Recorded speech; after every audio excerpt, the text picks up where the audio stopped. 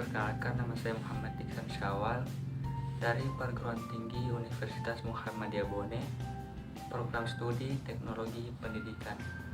Baik, pada video kali ini saya akan mempresentasikan tugas dan mata kuliah pengantar Teknologi Pendidikan dengan judul materi Profesi Teknologi Pendidikan.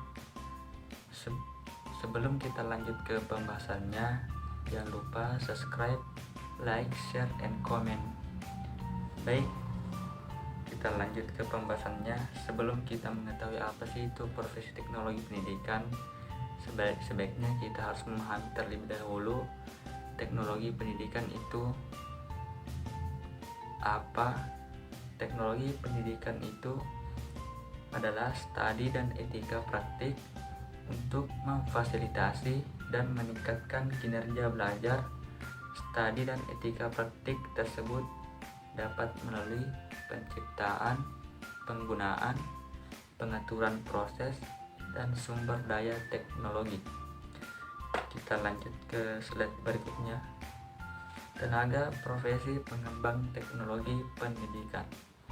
Teknologi pendidikan hanya mungkin dikembangkan dan dimanfaatkan dengan baik bila mana ada tenaga yang menanganinya. Tenaga profesi ini adalah tenaga terampil, mahir, dan atau ahli dalam melaksanakan kegiatan perancangan, pengembangan, pemanfaatan, penilaian, serta pengelolaan proses dan sumber untuk belajar.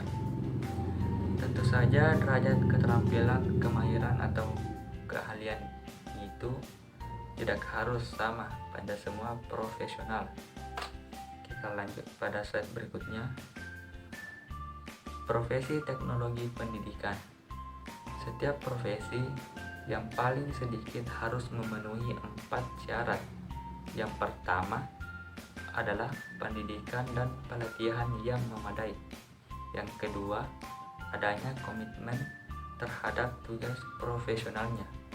Yang ketiga, adanya usaha untuk senantiasa mengembangkan diri sesuai dengan kondisi lingkungan dan tuntutan zaman. Dan yang keempat, adanya standar etik yang harus dipatuhi. Kita lanjut ke slide berikutnya. Ranah profesi kependidikan. Profesi kependidikan terdiri dari 2 ranah, yaitu profesi pendidik dan profesi tenaga pendidikan. Pendidik dan tenaga pendidikan yang biasa disingkat dengan PTK merupakan 2 jenis profesi atau pekerjaan yang saling mengisi. Pendidik dengan derajat profesionalitas tingkat tinggi sekalipun nyaris tidak berdaya dalam bekerja tanpa dukungan tenaga kependidikan.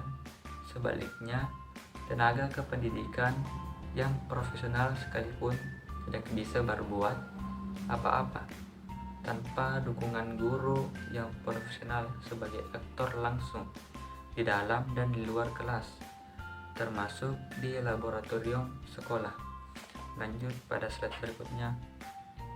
Kegunaan teknologi pendidikan dan peningkatan profesi guru.